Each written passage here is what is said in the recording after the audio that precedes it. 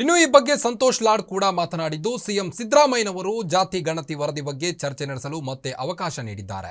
ಮುಂದಿನ ಕ್ಯಾಬಿನೆಟ್ನಲ್ಲಿ ಚರ್ಚಿಸಿ ನಿರ್ಧಾರ ತೆಗೆದುಕೊಳ್ಳುತ್ತೇವೆ, ಯಾರಲ್ಲೂ ವಿರೋಧ ಇಲ್ಲ ಅಂತ ಹೇಳಿದ್ರು. ಇನ್ನು ನಮ್ಮ ಪ್ರತಿನಿಧಿ ವೀರೇಶ್ ದಾಣಿ ಕಾರ್ಮಿಕ ಸಚಿವ ಸಂತೋಷ್ ಲಾಡ್ ಅವರನ್ನ ಮಾತನಾಡಿಸಿದ್ದಾರೆ. ನೋಡೋಣ ಬನ್ನಿ. ಸಂಪುಟ ಸಭೆ ಈಗಷ್ಟೇ ಮುಗಿದಿದೆ. ನಮ್ಮ ಜೊತೆಗೆ ಇದೀಗ ಕಾರ್ಮಿಕ ಸಚಿವರಾಗಿರ್ತಕ್ಕಂಥ ಸಂತೋಷ್ ಲಾಡ್ ಇದ್ದಾರೆ. ಅವ್ರನ್ನೂ ಸಹ ಮಾತಾಡ್ತೀನಿ. ಸರ್, ಸಂಪುಟದಲ್ಲಿ ಏನೆಲ್ಲ ಚರ್ಚೆ ಆಯಿತು? ಎಲ್ಲ ಪಾಸಿಟಿವ್ ಆಗಿ ಚರ್ಚೆ ಆಗಿದೆ. ಇದು ದೊಡ್ಡ ಸಬ್ಜೆಕ್ಟ್ ಇದೆ. ಇದು ಒಂದೇ ಕ್ಯಾಬಿನೆಟ್ ಮುಗಿಯಲ್ಲ ಅಂತ ಕೂಡ ನಾನು ಓಕೆ ಮುಂಚೆ ಹೇಳಿದ್ದೆ. ಮಾನ್ಯ ಮುಖ್ಯಮಂತ್ರಿಯವರು ಎಲ್ಲ ಸಚಿವರುಗಳು ಪುನಃ ಮತ್ತೆ ನೆಕ್ಸ್ಟ್ ವೀಕ್ ಇದ್ರ ಬಗ್ಗೆ ಚರ್ಚೆ ಮಾಡ್ತೀವಿ. ಪಾಸಿಟಿವ್ ಆಗಿದೆ. ಎಲ್ಲರ ಆಳವಾಗಿ ಇದನ್ನು ಅಧ್ಯಯನ ಮಾಡಬೇಕು, ಎಲ್ಲರೂ ಅವರ ಅಭಿಪ್ರಾಯ ಮಂಡಿಸಬೇಕಂತಕ್ಕದಕ್ಕೆ it is going for next week. ಅಂದರೆ ಚಾಮರಾಜನಗರದಲ್ಲಿ ನಡೆಯುವಂಥ ಸಂಪುಟದಲ್ಲಿ ನೆಕ್ಸ್ಟ್ ವೀಕ್ ಕ್ಯಾಬಿನೆಟ್ ಬರುತ್ತೆ.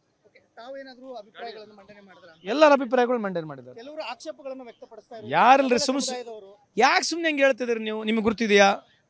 ಯಾರನ್ನ ನಿಮ್ಮ ಮುಂದೆ ಹೇಳಿದ್ರೆ ಅದನ್ನ ಕೇಳಿ, ಅವ್ರನ್ನ ಕೇಳಿ. ನನ್ನ ಪ್ರಕಾರ ಯಾವ ರೀತಿ ಆಕ್ಷೇಪಣೆ ಇಲ್ಲ. It is a beautiful, one of the finest survey done. ಆ ಸರ್ವೆ ಯಾವ ರೀತಿ ಆಗಿದೆ ಅಂತೇಳಿ ಮಾನ್ಯ ಸಚಿವರು ಹೇಳ್ತಾರೆ, ಅವಾಗ ನಿಮ್ಗೆ ಅರ್ಥ ಆಗುತ್ತೆ.